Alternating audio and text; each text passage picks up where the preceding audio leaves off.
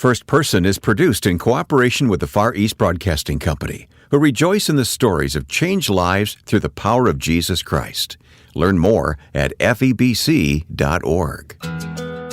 You get His design on your life. I mean, you give God your dreams, and then He gives you back the thing that's ordered by Him. And it may resemble your dreams a little bit, but it's so much different and so much better.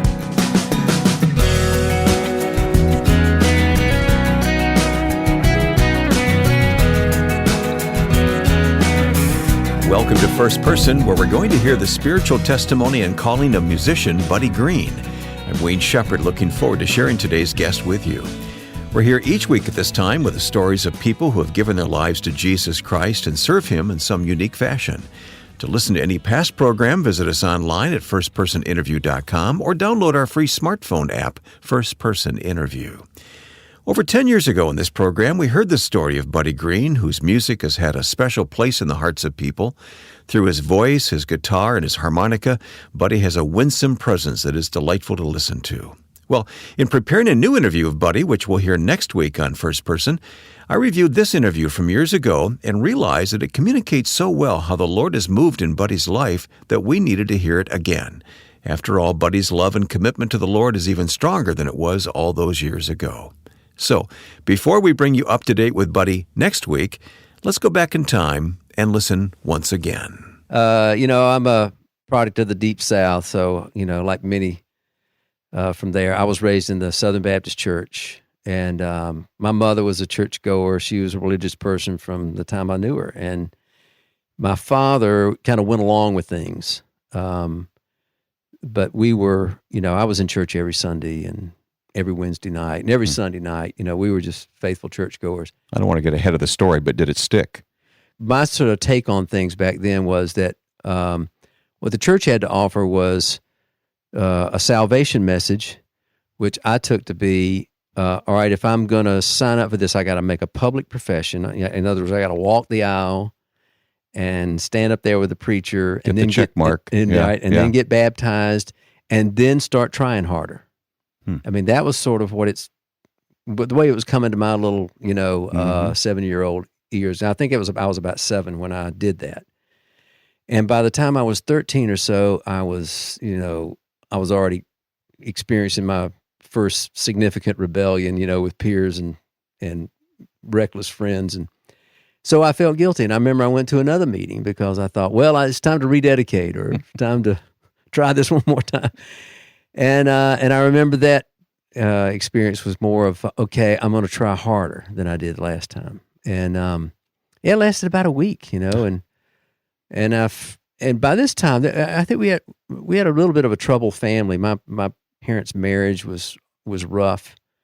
By the time I was an adolescent, there was a lot of internal pain that I was dealing with, and I didn't know where to take it. And I don't know if it's your website or one of your album covers in the past where there was a picture of you and I think your brother, and it just looked like such, just a couple little boys. Yeah, well, we were innocent little boys. on the outside it all looked fine, but I really was struggling internally with just all kinds of questions and everything. So, but by the time I was an adolescent, I just felt like the adult world didn't have any answers for me.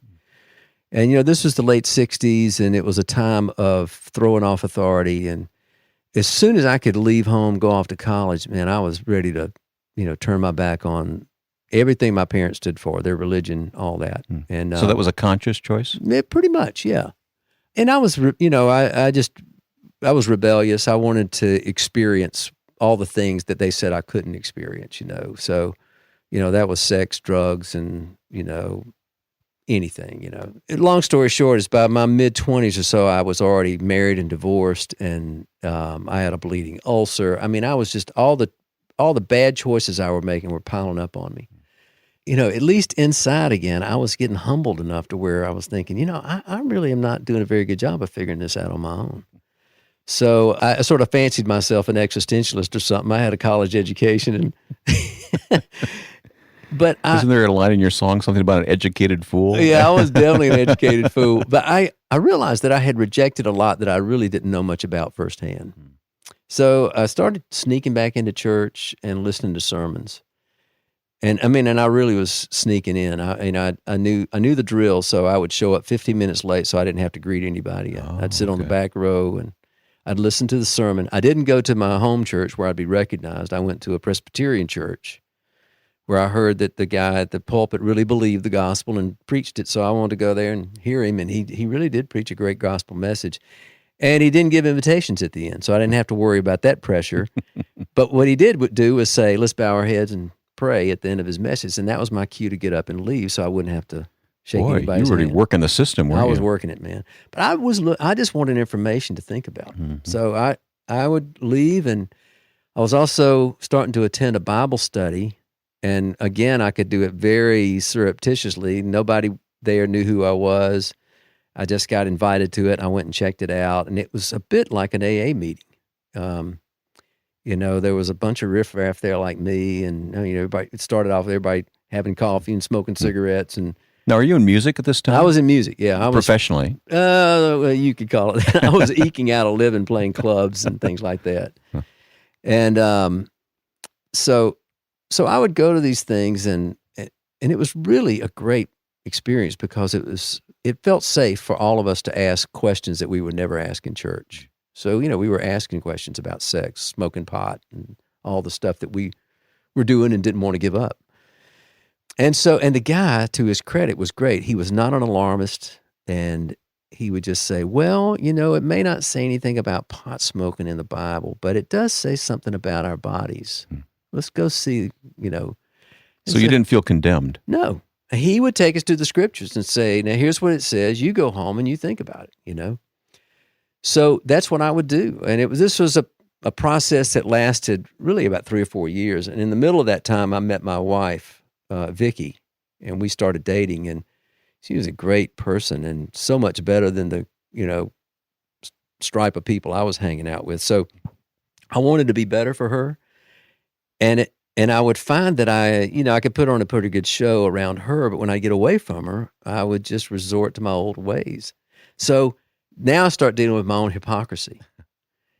And I was really a slave to my sin, to the things the bad patterns that were in place that I couldn't do anything about. So what Paul writes about in Romans 7, the things I don't want to do, I do. The things I don't want to do, the things I want to do, I can't do. That was really weighing on me, and I knew exactly what he was talking about. So for how long did that go on? Oh, it was probably a couple of years while I was dating her. But I remember one night coming back from one of those Bible studies, and I lived by myself in a little depressing little one-room apartment. I walked in there, and I don't know if I just bowed my head or got on my knees or what, but I prayed, and it was first time I can remember just praying to an invisible God and like he was there and just saying, I don't know if you're there, but I'm starting to think that this stuff is true, that your son is the only son, and he died on a cross for my sins and the world's sins, and he's rose from the grave and he's alive today. And if that can help me, then I'm ready. Come on in. I mean, it was that kind of prayer. And all I knew is I meant it. And, it's not like, the next day I became Francis of Assisi. It was like, but the next day I just knew that I wanted to believe. And every day after that I wanted to believe. And I started getting sort of a hunger to read the Bible and understand it. And, to sum this all up, I shortly after that asked Vicky to marry me. She said yes, and we got married and within 6 months. And I got a job with Jerry Reed that eventually moved us to Nashville, where we started going to church for the first time.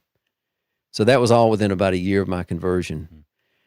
And once we started going to church, and it was really a really good church, we just started, growing in through Bible studies and fellowship, and we just became a part of the Christian family. So no looking back.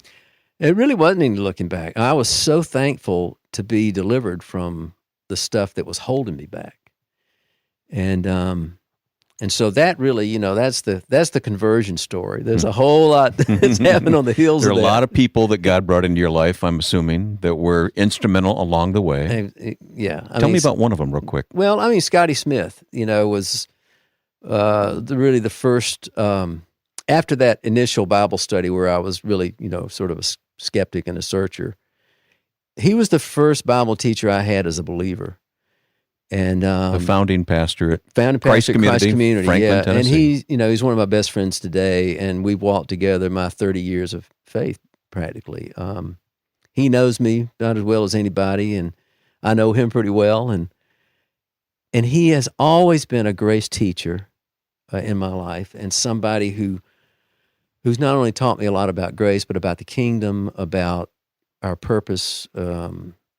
And all along the way, I mean, he's one of these guys I have just never felt condemnation from Scotty. He's always been an encourager and somebody who, would point me to the cross and to an empty tomb and say, that's where our hope is, brother. You got to thank God for friends like that. Man. And I've got many more. Steve Brown. I mean, just good teachers like that, and then great friends like, well-known ones like Bill Gaither and all. But then so many that I've just met through going to church or being out on the road. Jeff Taylor, sheesh, I couldn't ask for a better road mate than that guy, and they're just a great friend. And we're iron sharpening iron. I was just thinking that same verse myself. Yeah.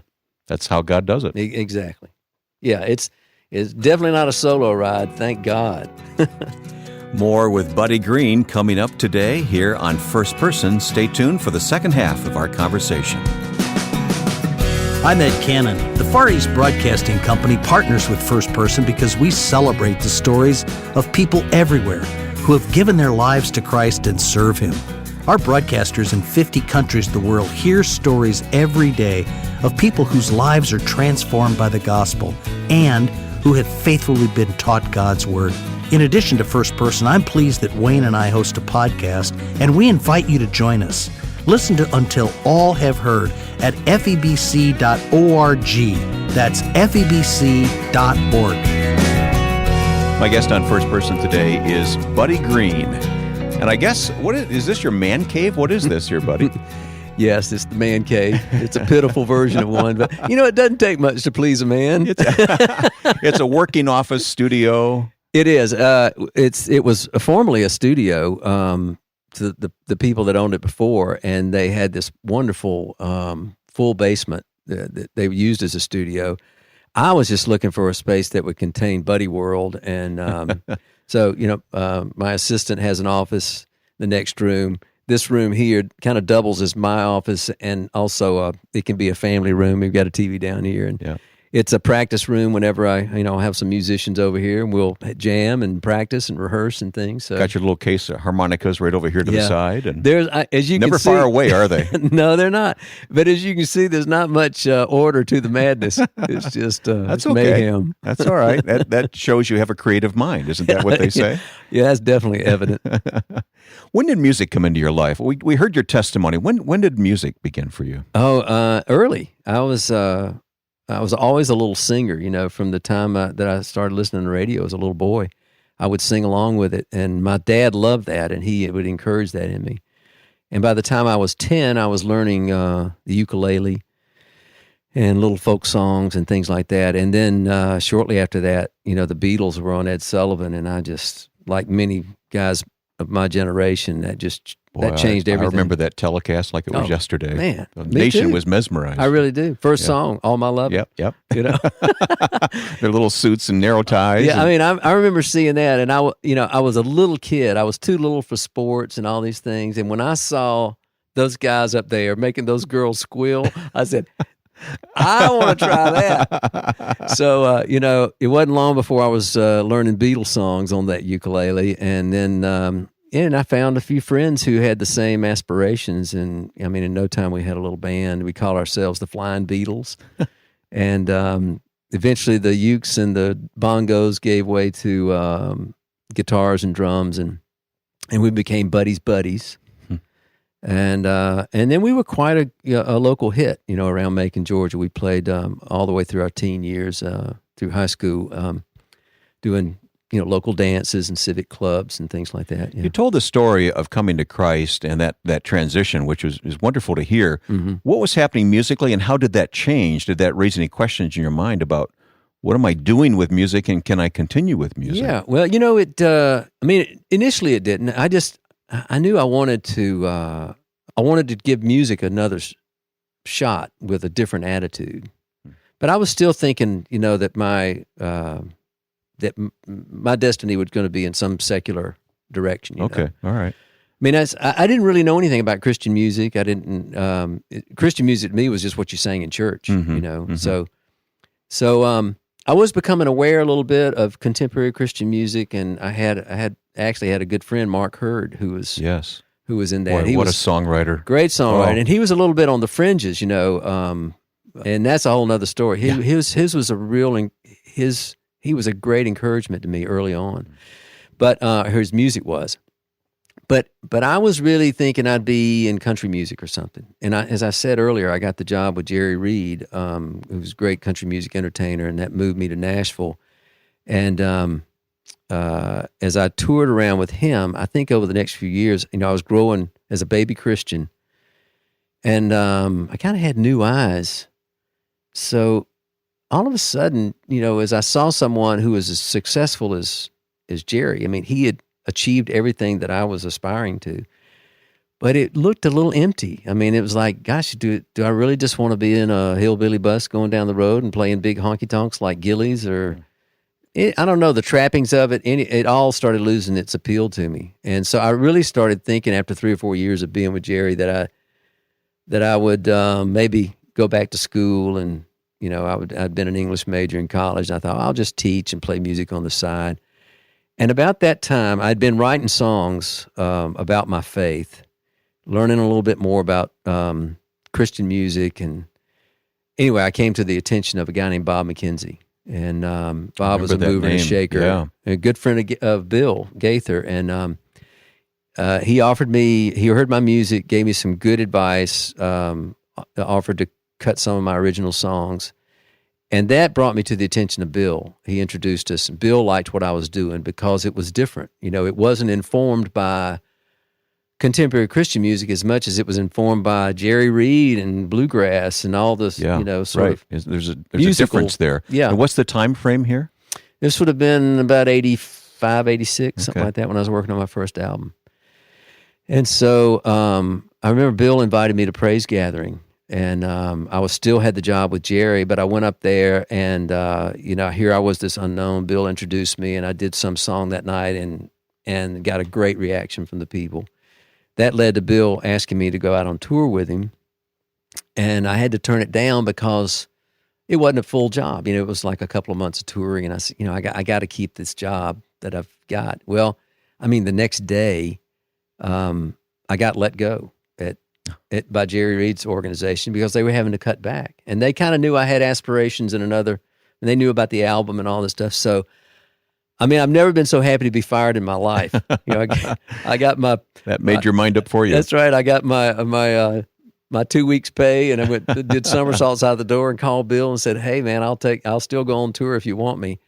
And I did that, and it was just a great place for me to land because Bill understands the value of entertainment in what he does. A real mentor to you, isn't he? And I was real confused about, how does an entertainer really navigate the world of Christian music? Mm-hmm.